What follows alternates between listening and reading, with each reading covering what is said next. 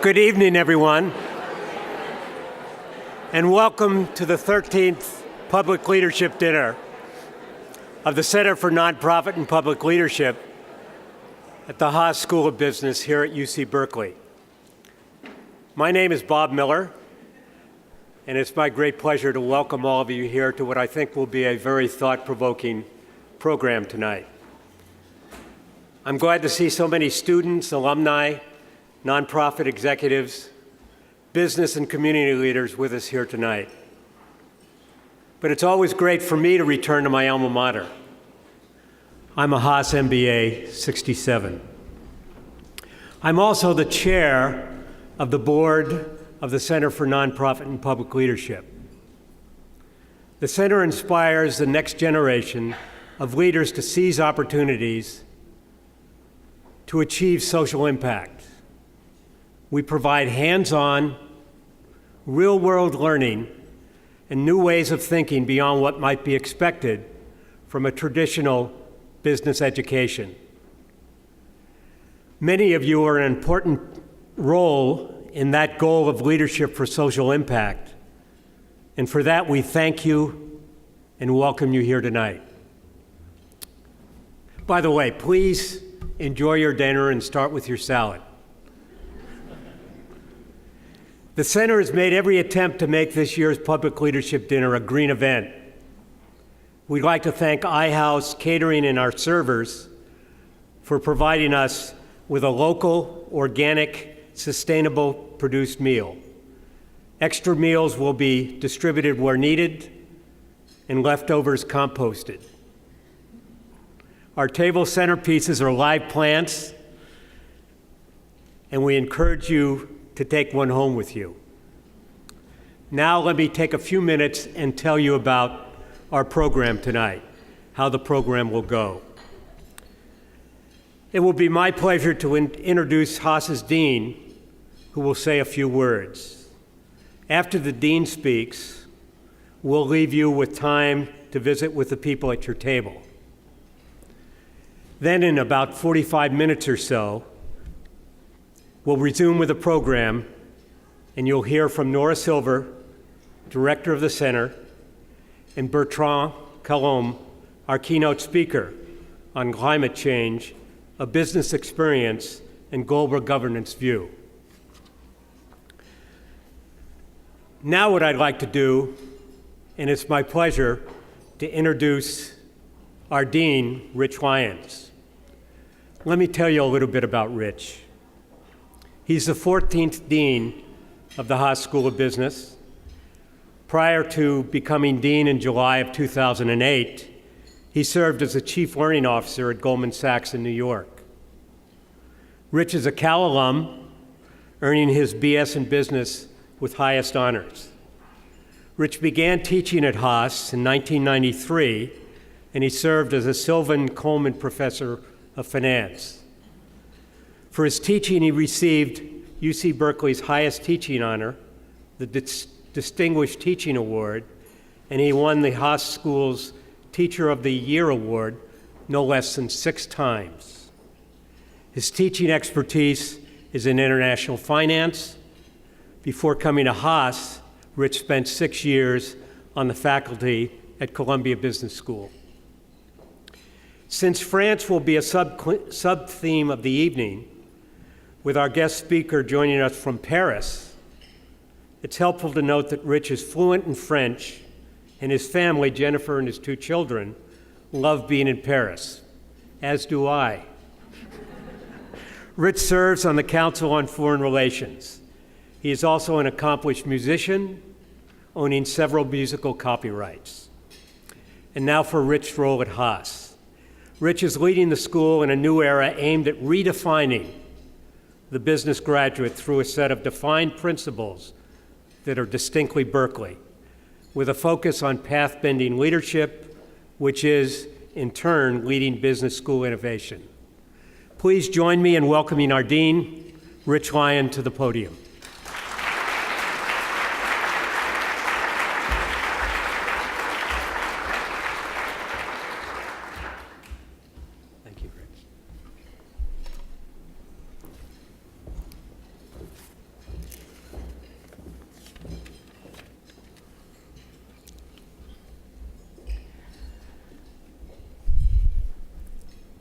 The game has changed. That's what Nora Silver keeps telling me, and I believe her.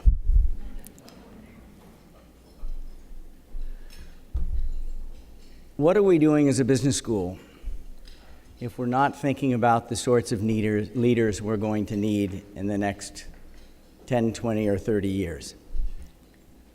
We can't know what kinds of leaders we're going to need to have in the next 10, 20, or 30 years, but we better have thought very hard about it.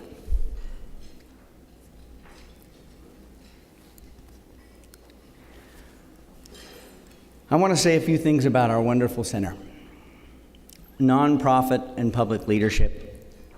I want to start by thanking a very kind introduction. I want to thank you, Bob Miller, our chair, for all that you've done to make our center what it is and to make the Haas School what it is in this area. And I want to link that at the end of my comments to the sort of leader that I think we just have to produce. Other board members that we all want to thank, and I'll ask you all to join me in a round of applause when I finish this list. Susan Chamberlain, Jay Espovich, Phil Estes, Steve Etter, Carolyn Wendler, Kim Wright-Violich, Delphine Sherman, and Braden Penhote. Please stand. Thank you very much, all of you.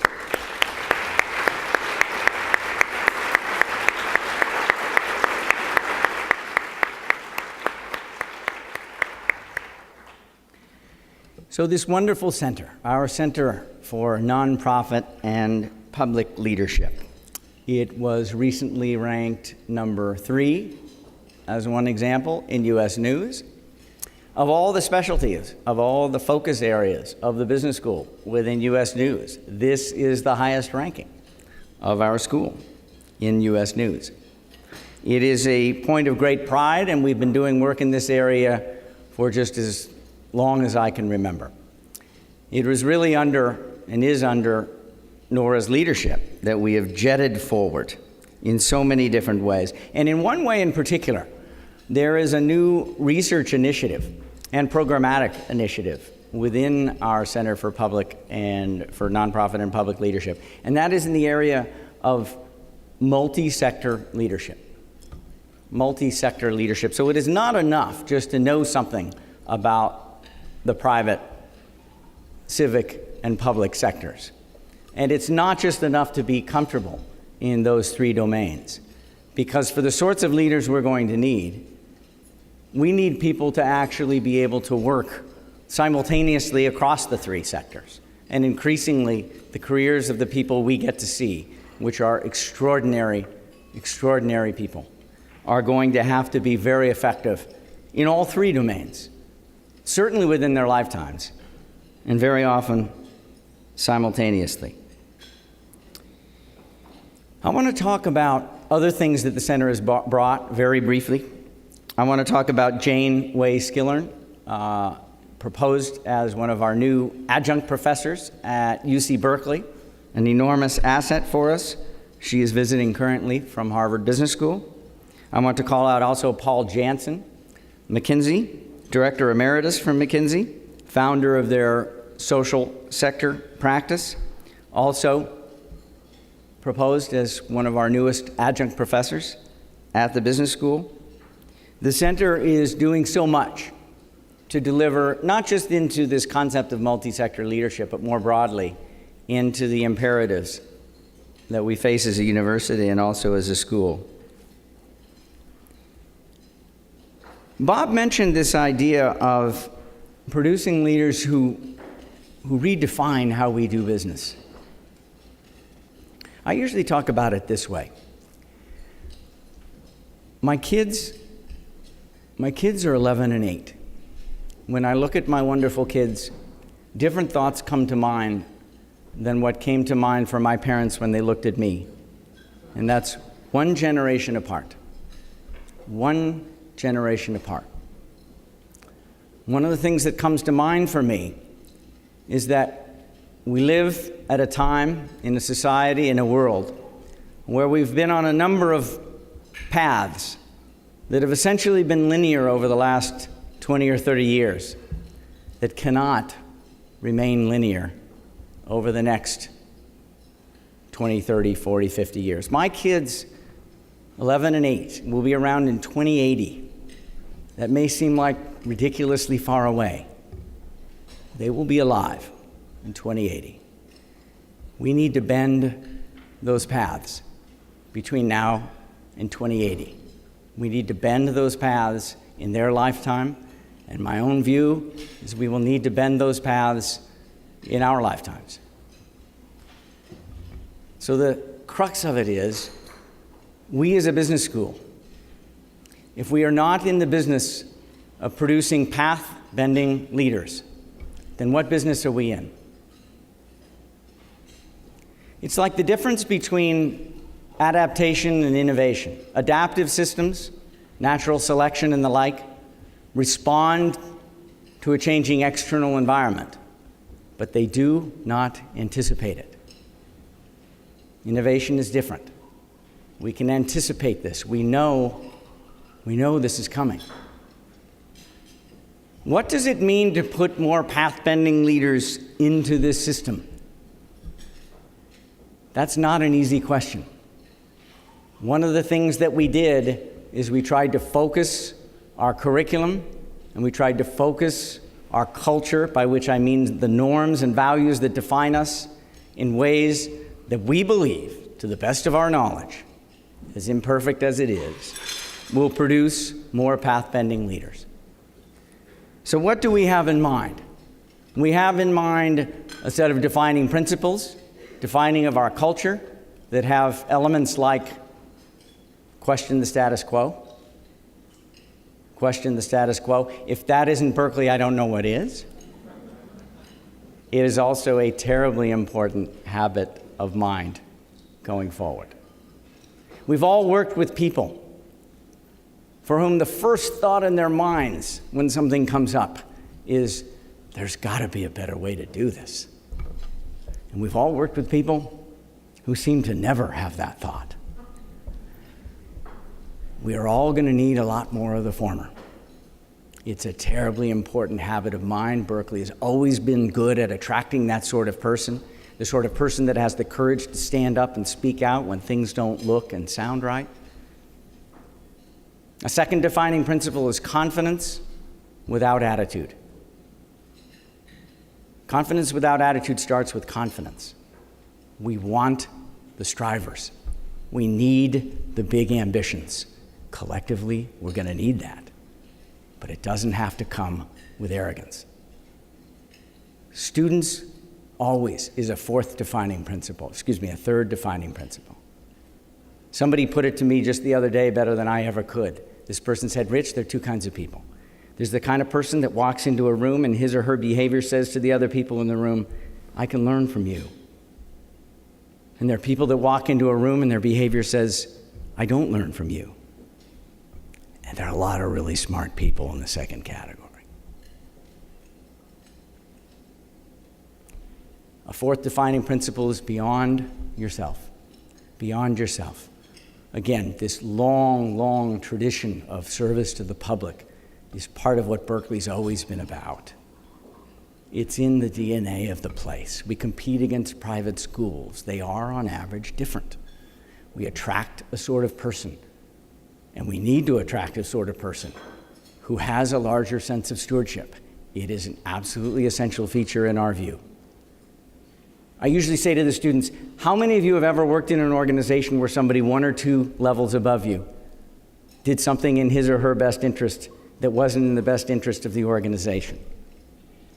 Did you notice? Did anybody not notice?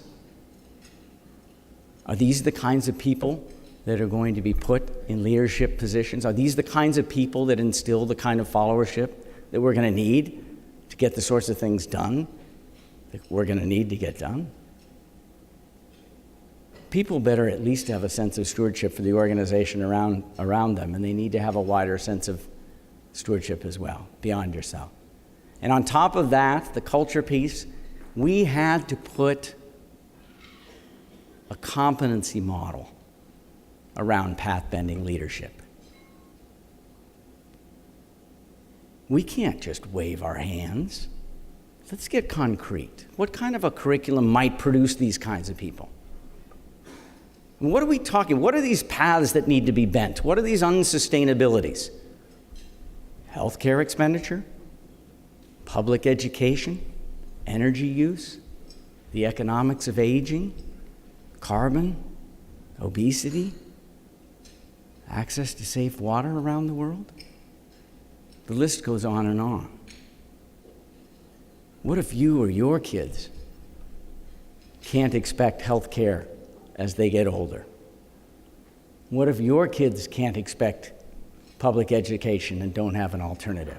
What if you live in a country where access to safe water just cannot be taken for granted? What if this was you and you sat in my seat and your job was to produce the kinds of leaders that your judgment said we need to produce? We need a competency model. What goes in it? We've taken a stand on this. We've driven a set of 10 competencies through all of our programs, all of our classes, as best we could. What sorts of things are we going to need? One of them, I won't go through all the competencies in the model. One of them is problem framing. Problem framing. You know, I think nothing has been said to me as dean more, and I've been dean for about 3 years now, than this. People will say, senior leaders, we will always need problem solvers. Of course we will need problem solvers. But what I don't have enough of are people that can think in a more disciplined way further upstream at the problem finding and problem framing stages.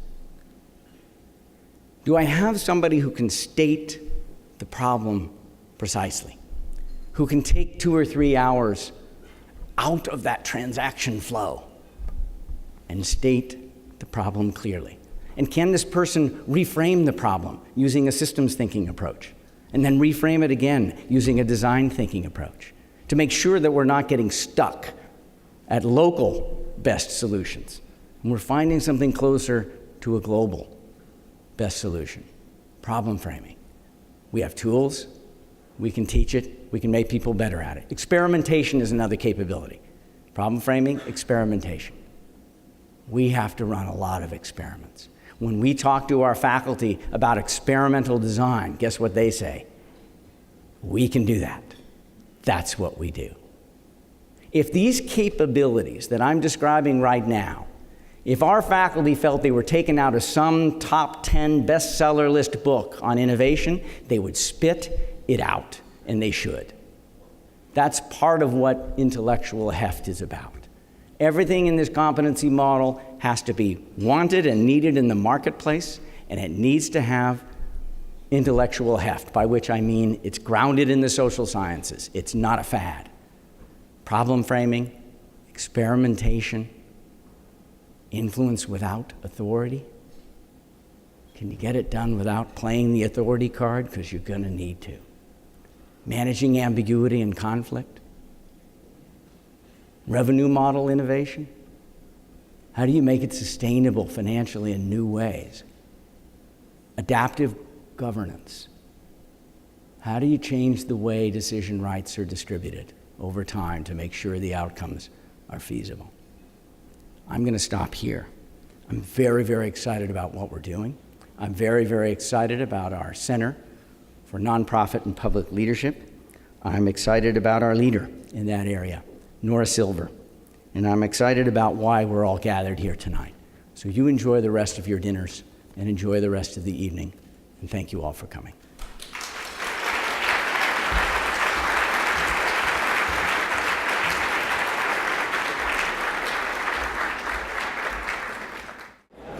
Good evening, everyone. Now, we all have many reasons for being here tonight. Our wonderful speaker, Berkeley-Haas, the center, friends and colleagues, fellow alumni, spring, and it's almost the end of a school year for some. For me, tonight is about celebrating our work in preparing our students to be the kinds of leaders we will need them to be in the future. It's about new leaders like Amy Kim Amy is a Haas 2010 undergraduate alum from whom I received this email that I want to share with you. I just wanted to say hello and to reassure you that I am safe and doing fine on board my ship in Japan. We are currently doing humanitarian work here, and I'm glad to be able to participate in the relief effort. Life has been quite busy the last months since graduation. I've been clueless, yelled at, and extremely frustrated, but I've had some of the most fulfilling moments in my life being able to be part of a diplomatic mission, learning how to drive a warship and engage with the people I work with. My favorite part is being able to mentor junior sailors I'm in charge of. It's interesting how my time in Berkeley has prepared me for the challenges here. Although I'm not a great public speaker, I regularly brief my peers and higher-ranking officers, which I don't fear as much because of the business experience I had at Haas. I'm working hard toward my qualifications and eventually getting my warfare pin. Lack of sleep, stress of being at sea, and dealing with all sorts of people is getting to me, but I am still very proud to be serving now. It appears to me that we're going to leave our students with a lot of problems to solve, and we ought to also provide them with the skills to solve them. Now, what we know at the Center for Nonprofit and Public Leadership is that they're committed to use their skills beyond themselves, to challenge the status quo, and to create a better world. 65% of our MBAs told us that they're interested in exploring a job in which they will have social impact. They care less about which sector they'll enter, and they will not be siloed into narrow positions or parochial solutions. As a Center for Nonprofit and Public Leadership, we have had to become bigger and bolder, adopting the mission of inspiring the next generation of leaders to create and to seize opportunities to achieve social impact across the sectors. Now, as director of the center, I'm really proud of what we've all done this year. 42% of the MBA class took an offering in the center this year. That's 375 students in classes alone, a 25% increase from last year. 50 students in Social Sector Solutions, our highest intensity course, a partnership with McKinsey & Company, in which 10 groups of 5 students spend about 900 hours each team consulting with a select nonprofit or social enterprise. This year, given where we are in the world and in the country, we focused on jobs and social enterprises like Year Up and Stride Center. We're now recruiting for new clients for next spring, so if you're interested, please see me. Now, we had a record high 68 of our students who are serving as Berkeley Board Fellows. 68, mostly first-year MBAs, which means about a quarter of the MBA class. Now, I want you to understand what this means. They get no credit for this. They get no stipend for this. They spend 8 to 10 hours a month serving on a local nonprofit board. Now, I figure if we can prepare about 70 students a year to serve on boards, and we know that about 62% of our students stay in the Bay Area, then in 10 years, we will have created an additional 400 to 450 board leaders. Now, how good does that sound to those of you who are looking for who's going to be your next board chair, or who's going to chair your city commission? And speaking of our engaged alumni, I want to give a special thanks to the David and Lucille Packard Foundation for affording us the opportunity to have 2 postgraduate 15-month fellowships helping our grads enter the world of philanthropy. Jessica Lopatka is one of those fellows.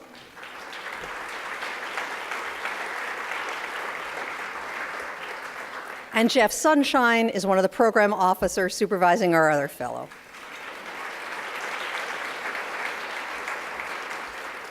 But, you know, it's not just the graduate students who are stepping up. I want to highlight a group of students who did something very special just a few hours ago, and they are with us tonight. Thanks to $12,000 in gifts, from Doris Buffett, Warren Buffett's sister, and the Sunshine Lady Foundation, and Ted Koo, a Cal undergraduate alum with us tonight. Our Cal Strategic Philanthropy class had real dollars to contribute for real impact. And they went through a funneling process. What are their own values? And is an organization's mission and theory of change? What are the grant criteria? What does a leadership team look like? What are their financials? And what impact can they make? And just 3 hours ago, they decided that their grants will go to First Graduate and Operation Access, and with small gifts to 4 of the runners-up. Now, these students could teach us all something about being strategic in our giving. And in fact, thanks to Tenny Frost and the alumni group, they will. They'll be teaching a workshop at the Haas Alumni Conference on April 30th. So students and your instructors, co-instructors, Amy Lesnick from Full Circle Fund and Colin Lacon from Northern California Grantmakers, would you step up so we can give you a hand for your work? Come on.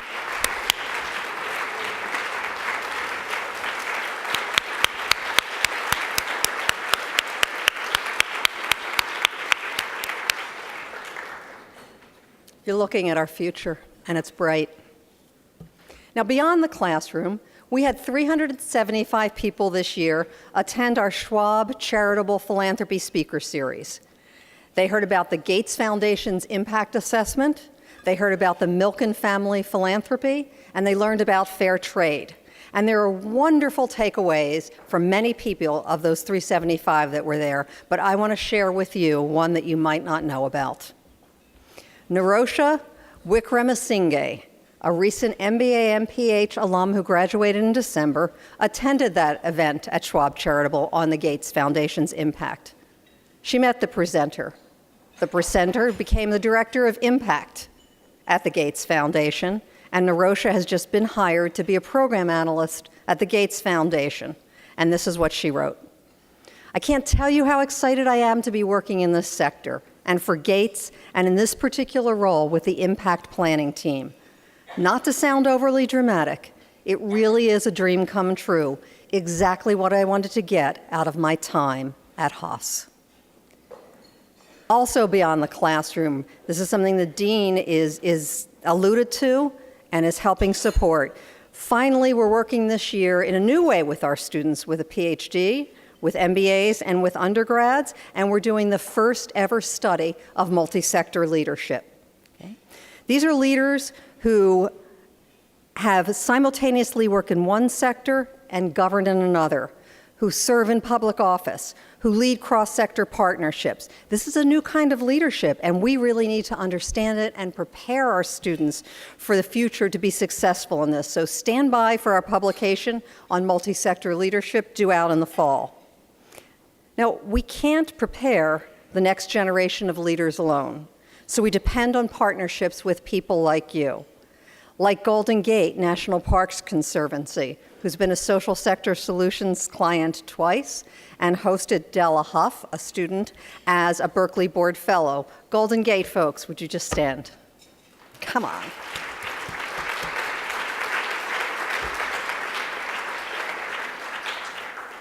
And like ClimateWorks, a truly unique organization, a $1 billion NGO working in a networked approach, hand in hand with others, on an agenda larger than any one organization, one sector, or one country could dare alone.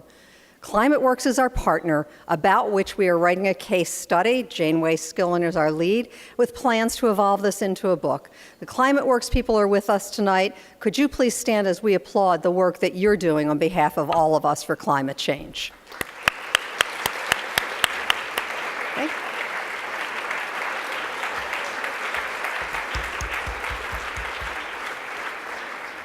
Thank you.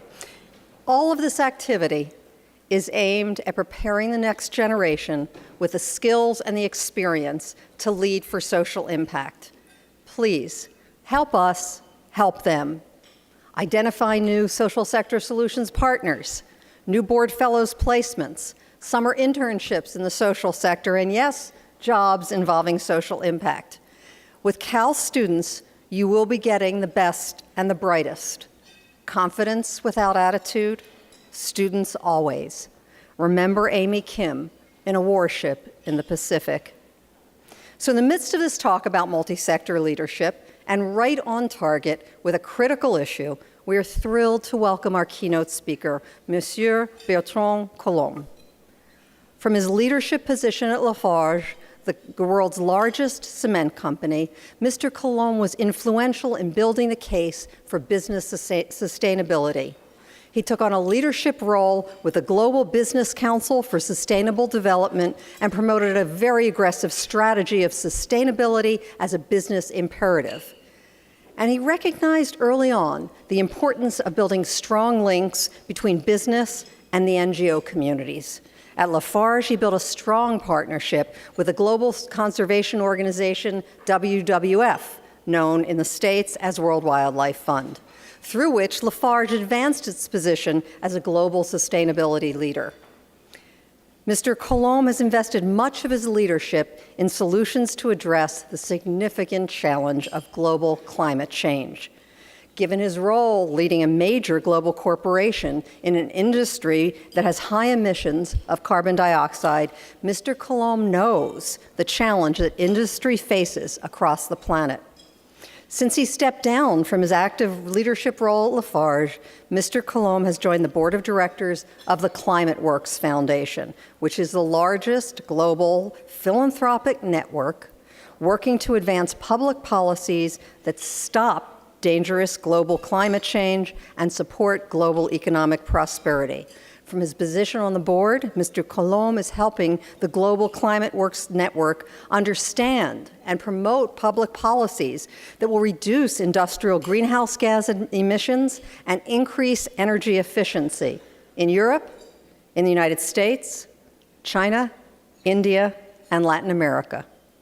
In short, Mr. Collomb understands as well as anyone the tremendous challenge facing business and society in the world in the 21st century, creating economic opportunity while promoting and restoring our global environment. Will you join me in welcoming Mr. Collomb?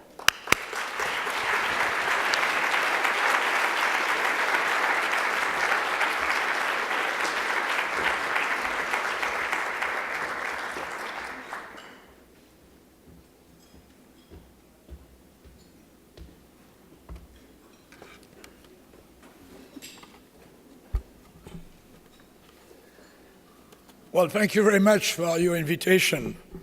I'm very honored and very happy to be with you tonight in this university, in this business school, the Center of Nonprofit and Public Leadership.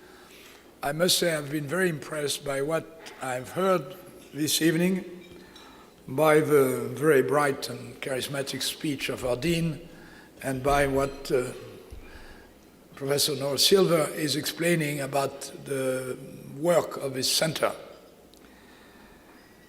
Now, I'm here to share with you my experience because, you know, business people are not good for general theory. They are just good to talk about what they know a little bit, which is their experience. And I have had, as it was mentioned, an experience as a CEO of Lafarge for 15 years. But at the same time as being the CEO of Lafarge, I was very much involved in business organization in France, French Entreprise pour l'Environnement, in Europe, the European Roundtable of Industrialists, where I chaired their energy and climate working group, and with World Business Council for Sustainable Development, I will come back to. And then, as it was said more recently, I've become member of the board of ClimateWorks Foundations, a quite remarkable worldwide nonprofit organization designed to address climate change. Now, maybe a few words about Lafarge, because Lafarge is not yet a household name, and you may not know what Lafarge is about.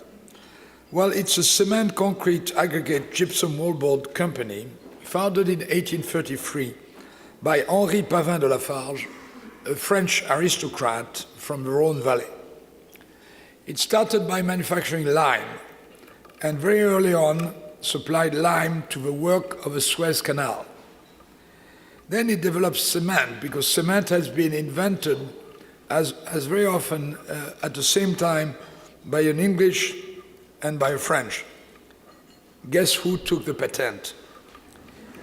And they developed cement, became regional and then national leader. It was a family-controlled company until World War II, and then became a widely held company. It became really international in the 50s when the CEO of the time sent the company across the Atlantic to Canada and Brazil. Then it developed in the US in the 80s, then in Europe in the 90s with a single market of Western Europe and the fall of the Berlin Wall, and it developed in the whole world in the 90s and the year 2000. And now it's a global leader in 80 countries with a turnover of, well, let's say with the exchange rate now, it's probably more like $25 billion. Lafarge always had a very strong culture of respecting people and also of paying attention to common interests in the communities it operated. So when the environmental issues started to appear, and for us it was first the issue of quarries, it became more and more difficult to open quarries because people had terrible examples of quarries which were badly managed.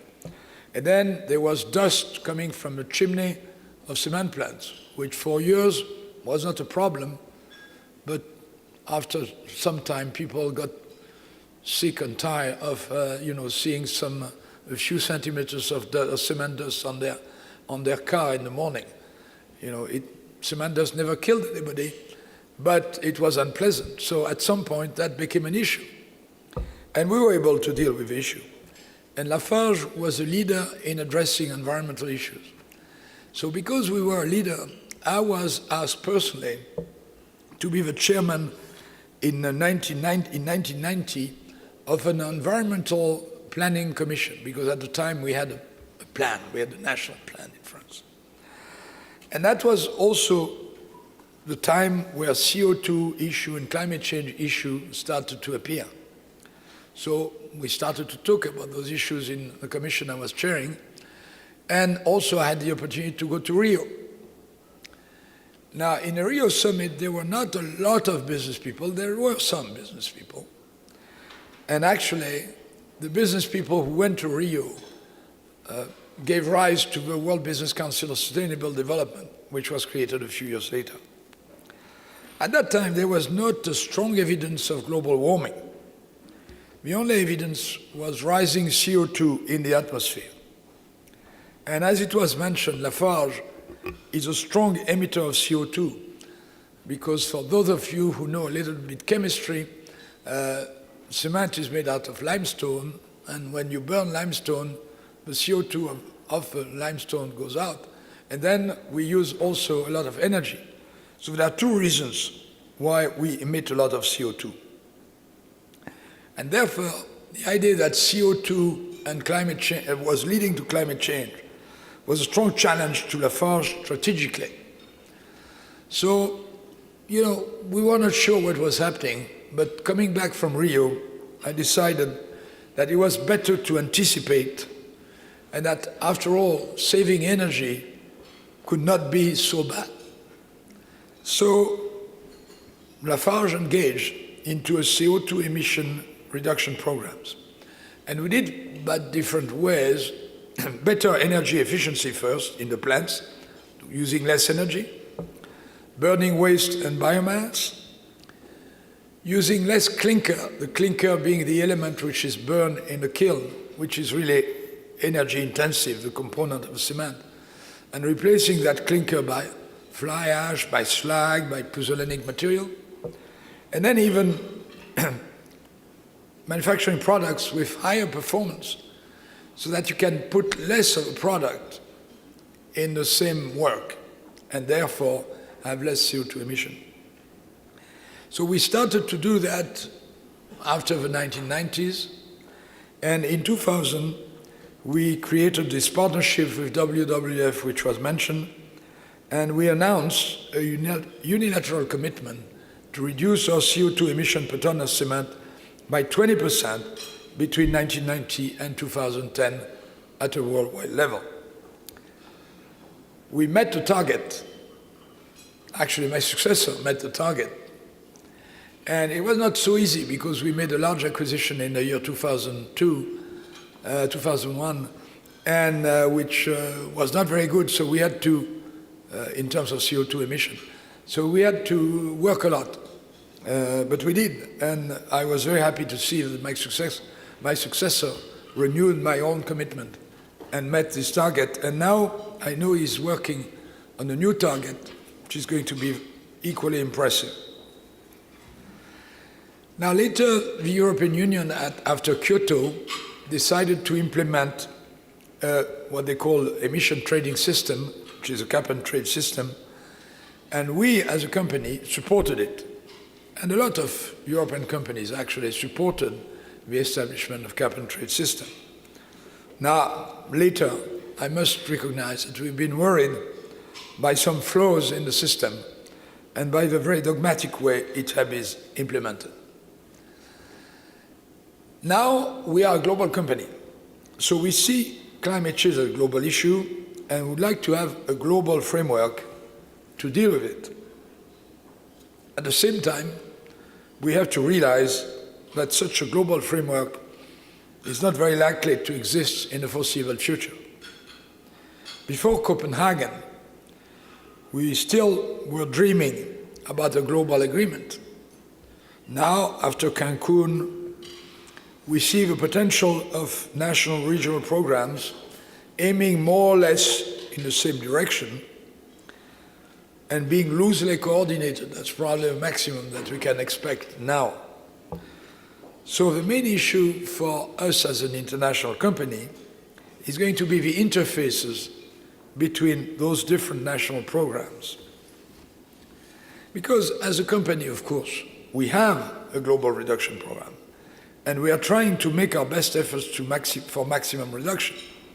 That means that we allocate investment and resources, and we try to put them where we can have maximum effectiveness, the best bang for the buck.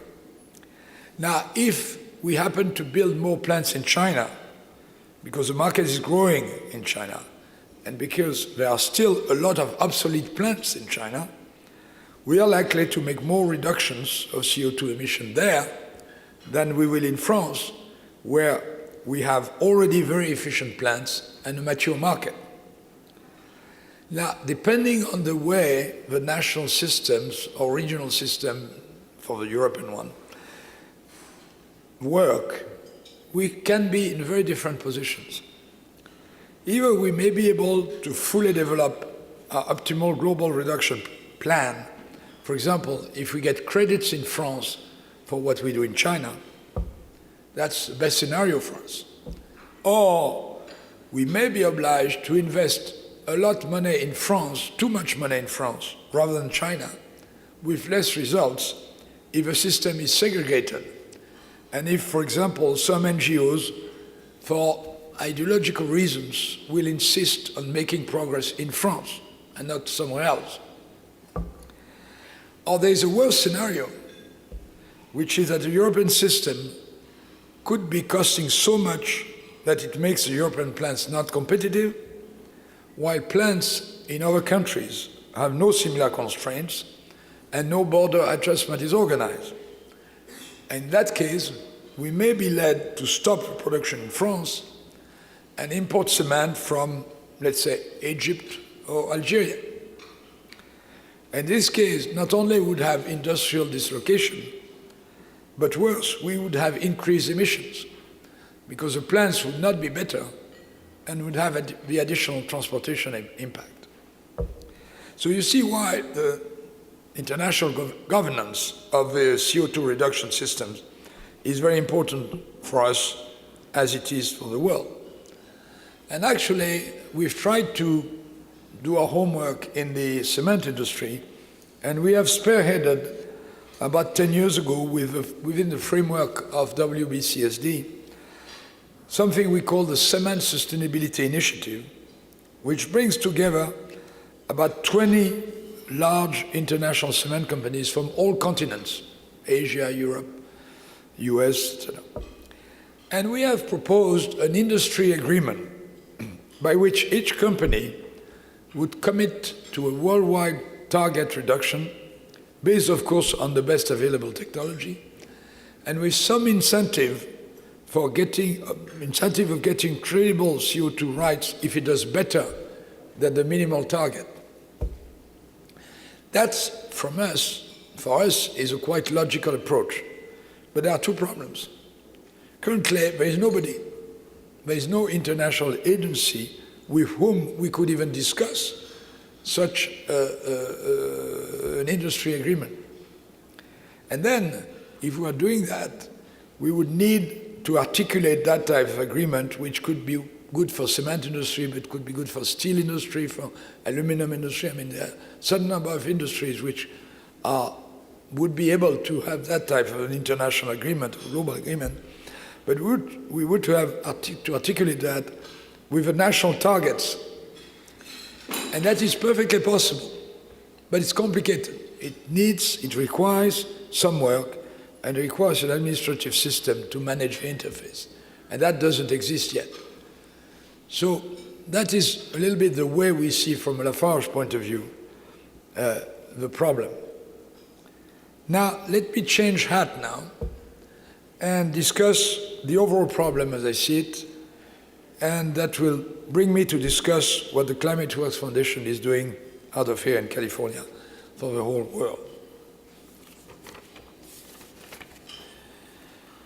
Now, the global problem of climate change, for some economists, it is fairly simple. You know, if you want the economy to use less fossil fuels and more of other type of energy, you just have to increase the price of fossil fuel. Hence the idea of creating a CO2 tax, applicable at the same rate on all the products which lead to CO2 emission around the world. Now, alternatively, you can have a cap-and-trade system which leads to a reduction of the emissions and gives a price to CO2. And this price is in relationship with cost of the action necessary for the desired reduction. So for the economy, it's very simple. And we just need to have this system as universal as possible in order to avoid inefficiencies.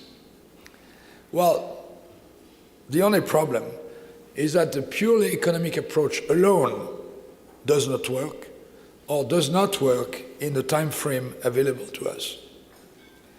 Over time, there is absolutely no doubt that the price signal on a free market is the most efficient way to achieve economic change.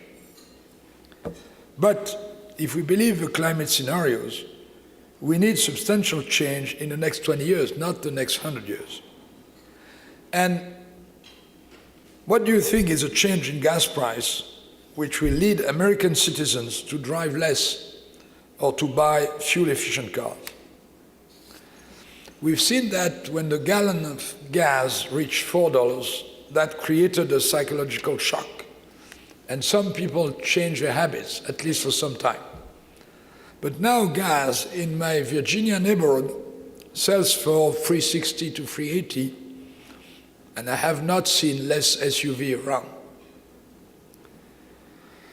In other terms, the short-term elasticity of demand for gasoline is very limited. To really make a fast difference would require to put a very, very high CO2 tax, which would be politically impossible. So it is probably more efficient to oblige a car manufacturer to improve gas consumption performance for the cars they sell, provided it applies to a car mix they actually sell, regardless whether it has more or less SUVs or more or less compact cars, which eventually will oblige manufacturers to introduce price differentials in car prices reflecting not only the manufacturing cost, but also some kind of penalty based on the gas consumption level. But we also need to develop collective transportation which gives individuals a realistic option of using their car less. Or in cities, and especially in Asian cities, we need to introduce a new form of urban planning so that people can effectively reduce their distance from home to work. Another example is the construction sector, which accounts for roughly a quarter of all CO2 emissions. Here, the technology to reduce the emissions drastically by a factor of 4 to 1 is already available. And the extra cost of an efficient building is not very high, around 10%. And this extra cost is even a profitable investment if you take into account the cost benefit over the life of a building. But the problem is that in a country like France, where the rate of home ownership is not very high, it's a tenant who gets the heating cost benefits, while the owner must pay the extra construction cost. And the owner is not really sure that if he does that, he'll get a higher rent. So what is happening? Nothing. It's possible, but it's not done. And it's even more difficult for retrofitting existing buildings where the economic equation is more difficult. So in that case, having tighter energy efficiency construction standards is the best answer for new building, while a combination of higher cost of fuel and tax incentive can be used for existing building improvement. I mentioned those two examples because they show that there are very different situations for reducing CO2 emissions in different areas. It is not as simple as the economists see it. And the McKinsey Global Institute has conducted a study on the volume of emission reduction available in various sectors and the cost associated with those reductions. Now, roughly, despite a certain level of uncertainty in the figures, we can say that if we want to reduce world emission of CO2 from the business as usual scenario by about 30 billion tons in 2030, which is a generally accepted target, there are about three parts. There are 10 billion of savings which could be achieved right now at a negative cost, which means that even without a CO2 extra charge at the current energy price, the investments to achieve those reductions would be profitable over a 30-year period. However, these savings are not being achieved in practice. Why? Well, because of inertia, ignorance of players, because the horizon of players is shorter. Generally, very often they want a payback of 3, 4, or 5 years, not 30 years. Or because there is not yet a structured offer to do the work necessary, or because of financing difficulties. I mentioned new building, which falls exactly into that category, but it's also the case of lighting, the lighting bulbs. And that is why the European Union has decided to introduce new standards for bulbs. It's also the case of energy-efficient conventional cars, and I mentioned the car issue, or of biofuels when they are efficiently produced, like sugarcane in Brazil. So this is the first 10 million, which normally, if the economists were right, should already be done. But we have to push for them to be done. The other 10 billion can be achieved at a reasonably low cost, below $15 or $20 per ton of CO2. And here we find the improvement of agricultural practices, the avoidance of deforestation in some countries when the agricultural profit derived from deforestation is not very high, or the reforestation program, or the better management of cattle rising. Now, in the energy sector, in their study, the McKinsey was finding that the nuclear power was into that category. Now, that was before a Japanese accident, so I don't know what the impact of cost of nuclear power is going to be. But also, small hydraulic power or wind power was falling into that category. There was just a need for a small incentive, as well as savings in air transportation, hybrid vehicles, and most of the energy efficiency action in industry. And finally, the last 10 billion would require more costly actions, up to $50 or $70 or more. And then you have the second generation of biofuels, for example, ethanol or butanol produced by fermentation of the whole plant, not only the grain, or solar energy, the electric car, carbon sequestration, etc. Now, I know that there can be some discussion about the McKinsey curve, and some NGOs, for example, are questioning the low cost of avoiding deforestation. But, whatever the numbers, the idea remains the same. There are widely different economic situations for reducing CO2 emission. And if we want to use the CO2 tax to do that, then economic theory teaches us that we have to put it at the marginal cost, which means at the highest cost of what we want to happen. And if we just do that, it will not happen quickly. So if we want people to react quickly, we have to have it at a much higher level. So we end up with the idea that if we wanted to push the whole system only by a CO2 tax, should probably be in $150 per ton. So we're not talking about gas at $4 a gallon, we're talking about gas at $8 a gallon or $10 a gallon. So that doesn't work very well. So instead of a global agreement on a CO2 tax, we have to settle for different actions, differentiated between sectors and between countries or geographical area. Now, even this patchwork of different actions, which is the only realistic scenario at this stage, would require, to be efficient, some kind of global regulation.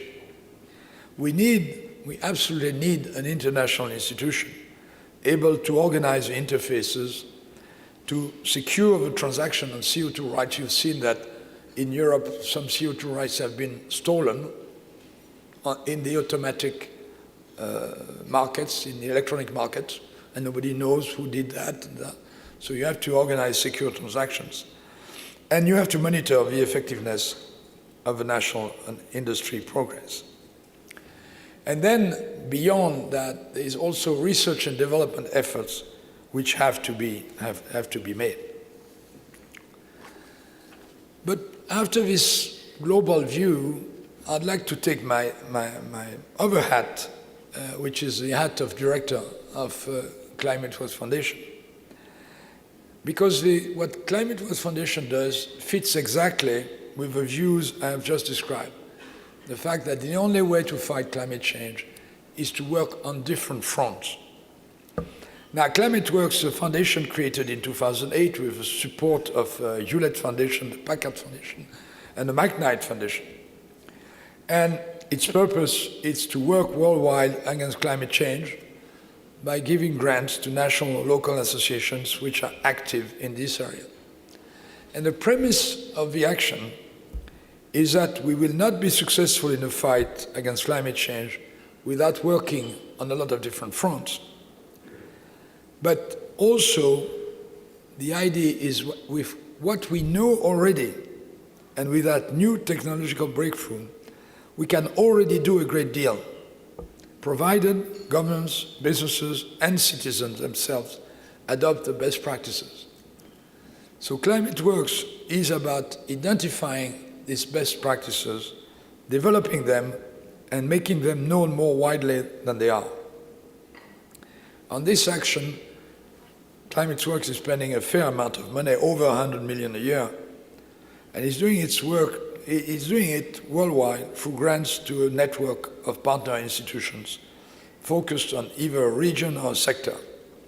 On the region front, ClimateWorks sponsors the Energy Foundation in the US, the China Sustainable Energy Program in China, the European Climate Foundation for Europe, Shakti Sustainable Energy Foundation in India, and the Latin American program.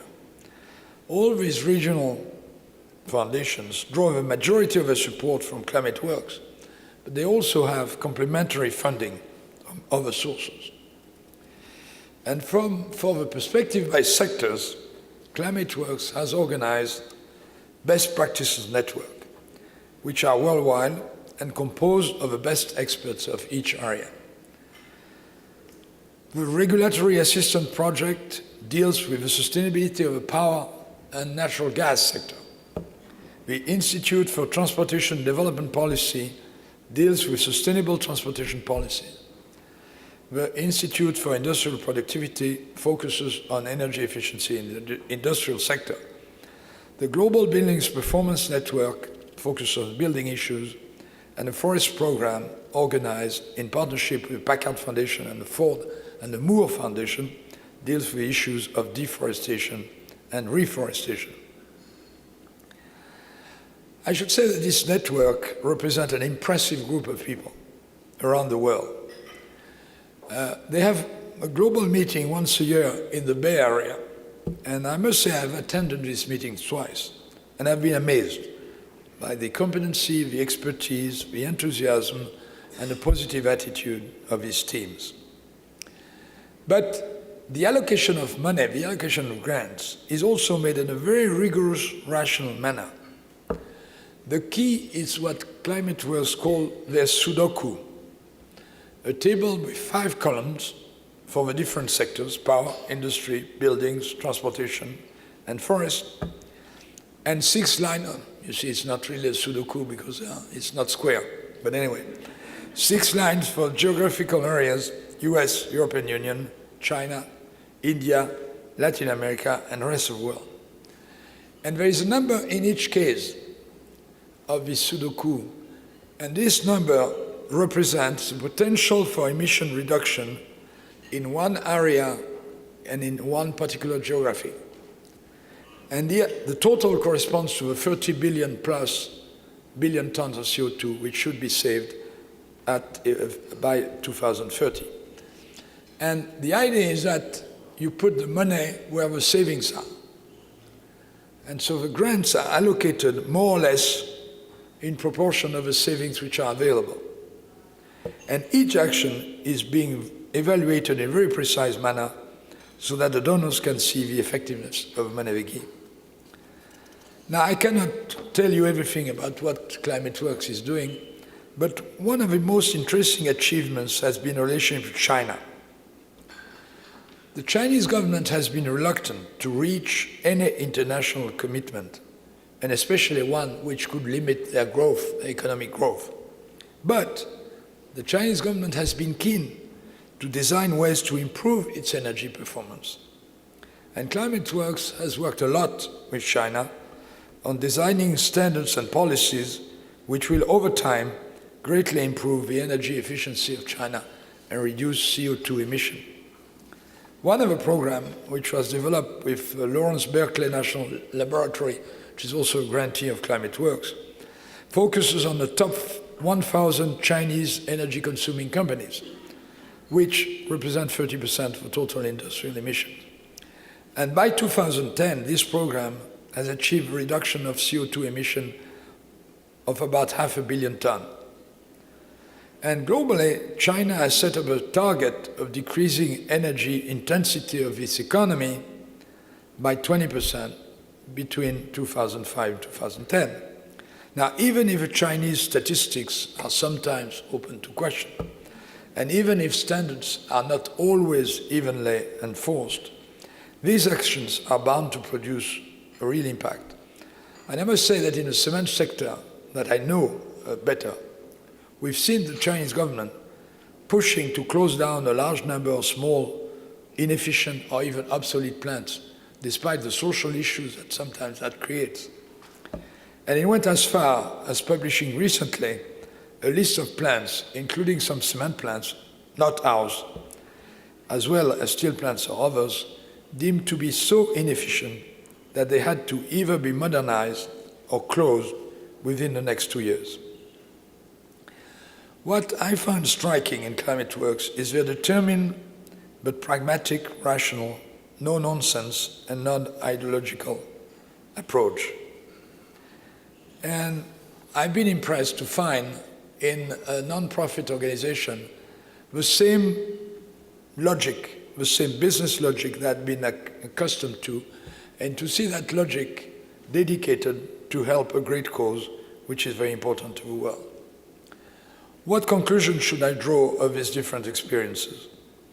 Contrary to some, I'm not pessimistic about our ability to eventually deal with climate change challenge. So many people are working on it now that things are bound to happen, and our performance will significantly improve. I believe that progress on a 20, 30 years horizon will be more significant than we believe, because history of change shows that we always overestimate what we can achieve in a short period of time, 1 or 2 years. But we always underestimate the progress that we can achieve over 20, 30 years. The main issue is going to be international governance of the system. We cannot expect to have, at least in foreseeable future, a uniform, well-organized worldwide system. But we need to achieve some agreement on rules of the game between the different national programs. And I think we have had some success in international governance. And for example, we've been able to establish the WTO, which is an organization which has rules of the game and then which are being respected. So I think we should continue to push for an evolution of the international system, which cannot be still based on the treaties of Westphalian in 1648, which established the sovereignty of nation states. But when we see what's happening generally in the world, we see that we are slowly moving away from that approach.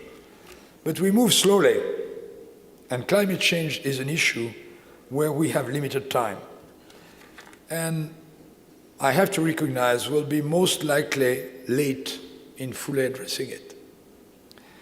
So we will therefore have to face not only the issues of organizing the fight, but also the issues of some global warming happening, which will create difficult social issues and social consequences. So I guess that will be another challenge for public leadership that maybe later you can discuss in Berkeley. Thank you.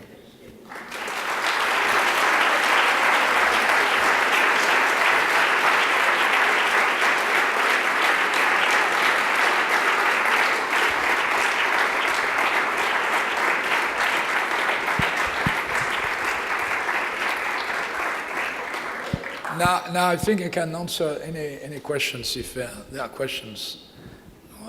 Nora told me that I could organize that myself, so why not?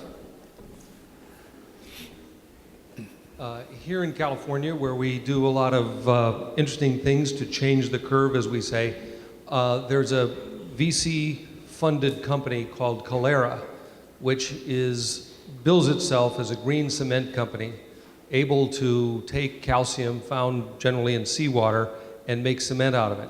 Given your experience at Lafarge, I wonder if you would comment on whether that's a significant breakthrough for one of the most CO2 creating industries in the world. Yeah, I was obliged to cut some of my speech because it was too long. But on the research and development, I wanted to say that it is interesting that in Europe, for example, energy research has not increased despite all the system.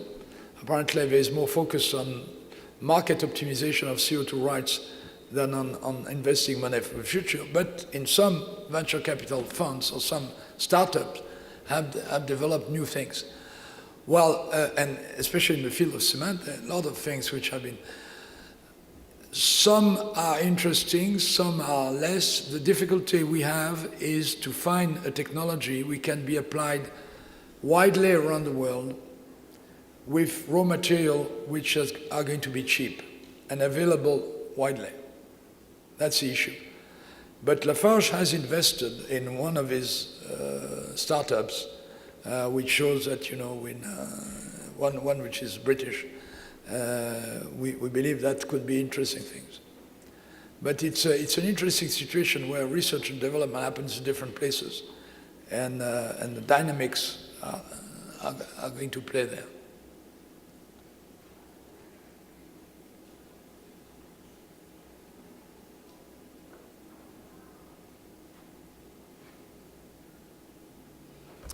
There's one here.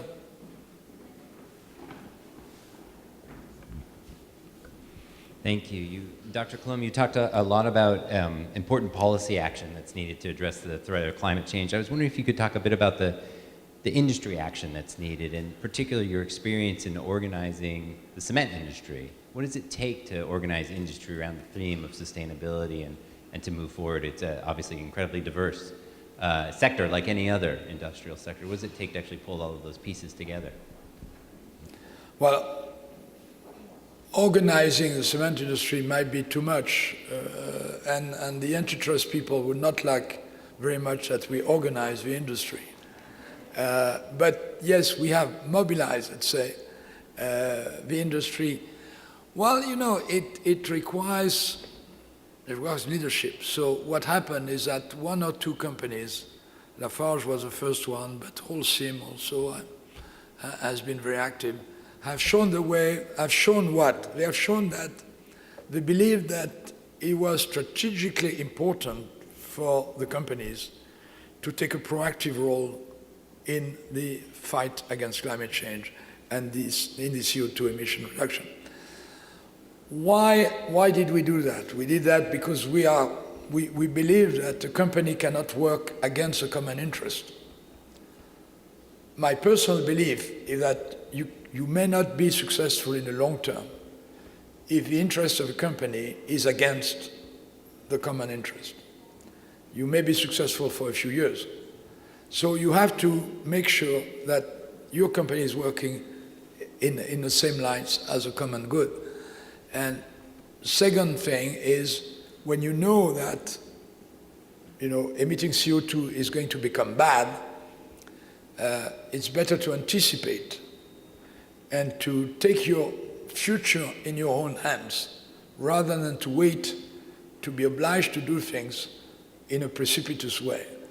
And you can even transform that into a competitive advantage. So once 2 or 3 industry leaders have shown the way, then what we did is we tried to get within WBCSD to get, at the beginning, 7 or 8 big international companies, so that we discussed the environmental impact of industry in general, and climate change was one of the elements. And there is a competition which starts, and the only thing we agreed on was we agreed that there were a certain number of parameters that were significant. But then we didn't agree on objectives. Each company was having its own objectives. The only commitment that the companies took was to publish their objectives and their results according to the same grid and the same indicators. So what we did actually is organize competition in this area and organize transparency, and at the beginning I was very surprised myself, because to be honest, when we started, there were a lot of other cement companies which were not very reactive. And within 5 or 6 years, there were much more members of this initiative, and now we're covering a very significant part. But again, each company has its own objective, its own behavior. The only thing is we showed that it was an important thing for industry to be moving forward.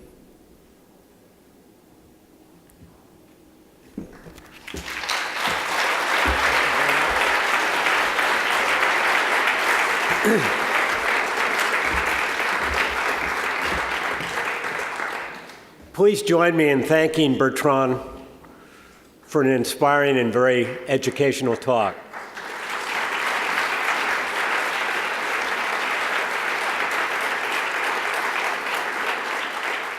Clearly, climate change is a critical issue which is a concern of all of us. It's a global problem that really requires a global solution. I was quite taken in his talk about the impact an enlightened CEO can have and the proactive approach he took as a leader of Lafarge in dealing with this issue. And also, in terms of ClimateWorks, how it's approaching the issue on multiple platforms. In closing, what I'd like to do is thank our sponsors. First and foremost, ClimateWorks Foundation, our presentation sponsor. Schwab Charitable, MerengueO, Nancy and Phil Estes, Steve Etter, Judy and Jay Espovich, the Gordon and Betty Moore Foundation, Golden Gate National Parks Conservancy, and the Institute at the Golden Gate, the Haas Alumni Network and Tenny Frost, and our partners, Net Impact and the Berkeley Group, and our student volunteers, and our center staff, Andrick Cardenas, Evan Guy, and Sherry Squire Mitchell, and the event planner, J.C. Rafferty. We hope you enjoyed the evening. Please stay in touch with the center. We're doing good work. Travel home safely.